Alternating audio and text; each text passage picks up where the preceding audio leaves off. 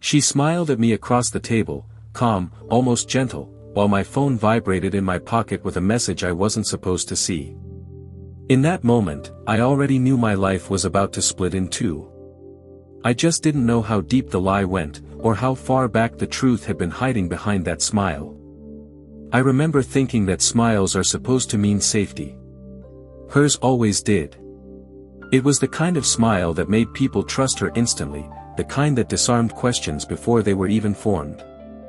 And yet, as I sat there pretending to listen to her talk about nothing important, my chest tightened with a strange certainty that everything I believed was built on something rotten. I didn't confront her. Not then. I slipped the phone back into my pocket and smiled back, mirroring her expression, already learning how to lie with my face. Part of me hoped I was wrong. Another part of me knew that once a hidden truth brushes against your life, it never lets go. If I go back to the beginning, I can see now that the signs were always there. I just didn't have the language to name them yet. I met her during one of the quietest periods of my life, when loneliness had become familiar enough to feel almost comfortable. She arrived like a solution I hadn't asked for. Confident, attentive, always present. She listened the way people rarely do, with her whole body leaning in, eyes locked on mine, as if every word I spoke mattered more than anything else in the room. She told me about her family early on. Or at least, she told me the version she wanted me to know. A complicated past, she said. A few estranged relatives. Some pain she preferred not to revisit. I accepted that easily. We all carry dark corners, and I wasn't interested in forcing doors open that someone had clearly chosen to keep closed. What I didn't realize was that those closed doors weren't just protecting her. They were hiding me from something. The relationship moved faster than I expected. Not in a reckless way, but in that subtle, almost invisible way where routines form before you notice them. She was suddenly part of my mornings, my evenings, my decisions. She knew my habits, my fears, the stories I rarely told anyone. And I trusted her with all of it. There were moments, though, when her smile felt slightly delayed. When I'd ask a simple question about her past and she'd pause just long enough to choose the right answer. Not the honest one. The right one. I brushed it off as caution, maybe even trauma. I wanted to believe that love meant patience. Looking back, patience was exactly what she was counting on. The first real crack appeared on an ordinary afternoon. I was at her place, alone, waiting for her to get back from work. Her apartment was immaculate, almost staged. Nothing personal left out, nothing that hinted at a deeper story. I wandered into the spare room, a space she called her storage room, and noticed a box pushed deep into the closet. I didn't open it. Not then. I remember standing there, hand hovering over the lid, feeling a strange mix of curiosity and guilt. Something told me that once I crossed that line, there would be no pretending anymore. So I stepped back. I chose trust. That choice would haunt me later. Not long after, her behavior began to shift in small, unsettling ways. She started guarding her phone more closely, angling the screen away from me, silencing notifications with a speed that felt rehearsed. When I asked who she was talking to, she'd smile and say, "Just family stuff," in a tone that discouraged follow-up questions. Family. That word started to feel heavier every time she used it. One night, she introduced me to someone she described as a distant relative. The interaction was brief but intense. The way they looked at each other wasn't affectionate, but it wasn't distant either. It was loaded. Familiar in a way that made my stomach twist. When I asked her about it later, she laughed it off, telling me I was imagining things. And maybe I was. Love has a way of distorting reality, especially when you're afraid of what clarity might cost you. The message that changed everything arrived weeks later, on a night that was supposed to be celebratory. We were out at dinner, marking an anniversary that suddenly felt symbolic in all the wrong ways. Halfway through her story about a coworker, my phone buzzed. Unknown number. One line of text. She hasn't told you, has she? That was it. No context. No explanation. Just a question that landed like a threat. I didn't respond. I didn't even open the message fully. I locked my phone and tried to focus on her face, on the familiar curve of her smile, the one I had trusted more than my own instincts. My heart was pounding so loudly I was sure she could hear it. I excused myself to the bathroom and stared at my reflection, trying to decide whether I wanted the truth. Because once you ask for it, you don't get to choose how it arrives. When I got back to the table, she was smiling at me, exactly the same way. Calm. Warm. Unaware, or pretending to be. That's when it hit me with terrifying clarity. She wasn't afraid of being discovered. She was confident she wouldn't be. Over the next few days, the messages continued. Always vague. Always suggestive. They spoke of a dark past, of a betrayal that involved me more deeply than I realized. Whoever it was knew details about our relationship that I had never shared publicly. They knew where I worked, where I lived, even things I had only told her. That's when suspicion turned into certainty. I confronted her gently at first, framing my questions as concern. She listened patiently, nodding, smiling, reassuring me that I was safe, that there was nothing I needed to worry about. Her composure was flawless. Too flawless. She never got defensive. Never slipped. It was like watching someone perform a role they had rehearsed for years. The night I finally pushed harder, she cried. Real tears. Or at least, tears that looked real. She told me I was the best thing that had ever happened to her. That I was the one thing keeping her grounded. And for a moment, I hated myself for doubting her. That's the power of someone who knows exactly how to weaponize vulnerability. The next message arrived with a photo attached. It wasn't explicit. It didn't need to be. It was a picture of her, younger, standing next to someone whose face had been deliberately blurred out. The caption underneath read, "Ask her who this really is." My hands were shaking as I stared at the image. Something about it felt wrong. Not just mysterious, but forbidden. Like a boundary had been crossed long before I ever entered her life. I showed her the message that night. I expected anger, denial, panic. Instead, she went quiet. The smile didn't appear this time. She looked tired. Exposed.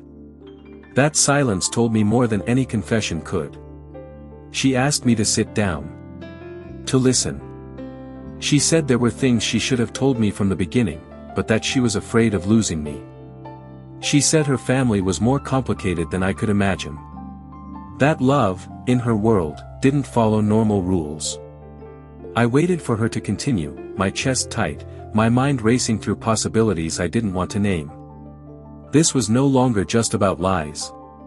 It was about the shape of her entire life, and the role I had unknowingly stepped into. As she spoke, fragments of her story emerged, but never the full picture. She admitted to a forbidden relationship in her past, one that had left scars she never healed.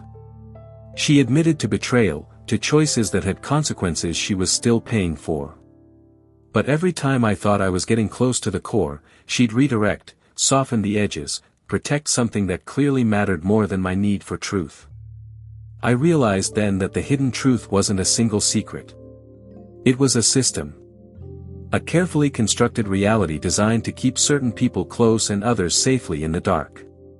And I was standing right in the middle of it. That night ended without resolution. We went to bed side by side, awake, separated by everything that hadn't been said. I stared at the ceiling, wondering how someone could feel so familiar and so dangerous at the same time.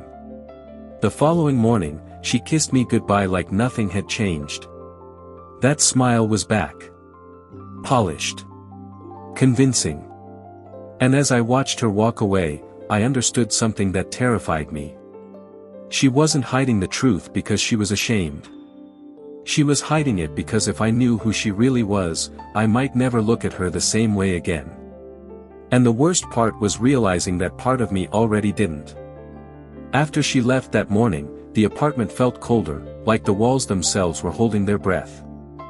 I stayed there longer than I needed to, replaying every word from the night before, every pause, every carefully chosen sentence. Her confession hadn't clarified anything. It had only widened the space where the truth should have been. I didn't go to work. I couldn't focus on anything that required pretending my life was normal. Instead, I walked. 4 hours. Letting memories surface in fragments I had ignored before. Her reluctance to introduce me to certain people. The way she avoided specific places. How her past never had clear timelines, only emotions. Pain without dates. Love without names. The messages stopped that day. That silence felt intentional, like someone watching to see what I would do next. And for the first time since this began, I understood that this wasn't just about her hiding something from me. Someone else wanted me to see it. On their terms. That evening, I went back to her apartment while she was still at work. Not to confront her, but to finally open the door I had avoided. The storage room. The box. My hands were steady as I pulled it out. Inside were old photographs, letters, documents folded so many times they were nearly worn through. This wasn't clutter. This was an archive. Her real one. I recognized her immediately in the photos. Younger, yes, but unmistakably her. Standing too close to someone whose face was never fully visible, always just out of frame or turned away. In one picture, their hands were intertwined in a way that made my stomach drop. Not casual. Not innocent. The letters were worse. They spoke of longing and regret, of choices made in secret. Of a relationship that couldn't exist in the open. Of family secrets that, if exposed, would destroy more than just reputations. One line repeated itself in different forms, across different years. We have to be careful. They can never know. I felt sick reading that, realizing how often she had said similar things to me, framed as concern, as protection. I wasn't being shielded from harm. I was being kept in the dark. At the bottom of the box was a document that changed the way I understood everything. A legal paper. Old. Official. It tied her to someone I knew. Not vaguely. Directly. A blood connection she had sworn didn't exist. The distant relative she had introduced me to. They weren't distant at all. When she came home that night, I was sitting at the kitchen table with the box in front of me. She froze when she saw it. No smile this time. No mask. Just raw fear, exposed in her eyes for a split second before she tried to regain control. I asked her to tell me everything. Not the edited version. Not the softened truth. Everything. She sat down slowly, like the weight of the past had finally caught up to her. And this time, she didn't cry. She spoke quietly, steadily, as if she had accepted that the story could no longer survive hidden. She told me about growing up inside a family where lines were blurred and silence was currency. Where loyalty mattered more than morality. Where a forbidden relationship had begun young, encouraged in subtle ways, normalized through secrecy. She told me how it twisted her understanding of love, how betrayal felt inevitable because it was all she had ever known. The person in the photos wasn't just family. They were her first love. Her longest one. A relationship that never truly ended, only paused, hidden, reshaped to survive scrutiny. And I was never meant to replace that bond. I was meant to cover it. Every time she smiled at me, reassured me, promised me a future, she was balancing two lives. One visible. One buried. She said she loved me, and I believe she meant it in the only way she knew how. But love, in her world, was never exclusive. It was strategic. I asked her why she stayed with me if the past still owned her. She looked at me then, really looked at me, and said something I will never forget. Because with you, I get to feel normal. And I wanted that feeling to last. That was the moment something inside me broke cleanly, quietly. Not with anger. With clarity. The messages started again the next day. Shorter now. More direct. They didn't threaten anymore. They didn't need to. The truth was already doing the damage. You know now. She won't change. You were never supposed to last. I never replied. Leaving wasn't dramatic. There was no screaming, no last-minute confession that fixed anything. I packed my things while she watched, silent, her smile completely gone. For the first time, she looked smaller. Not powerful. Not mysterious. Just trapped inside the consequences of a life built on hidden truths. She asked if we could stay in touch. If I could understand. If time might soften things. I told her understanding didn't mean acceptance. Walking away felt like stepping out of a fog I hadn't realized I was living in. But clarity didn't bring peace immediately. It brought questions. About how easily we trust what feels good. About how many family secrets live quietly inside people we love. About how betrayal doesn't always come from malice, but from fear. Sometimes, I still think about her smile. How convincing it was. How safe it made me feel. And I wonder how many people are living inside stories they don't fully understand, loving someone who is carefully hiding the truth. If this story made you uncomfortable, that's not an accident. Some relationships are meant to disturb us, to force us to question what we accept without proof. If you've ever felt that something wasn't right but ignored it because love felt easier, you're not alone. If you want to hear more stories like this, stories about forbidden relationships, dark pasts, shocking discoveries, and the hidden truths that change lives, subscribe to the channel. Leave a like if this story stayed with you longer than you expected.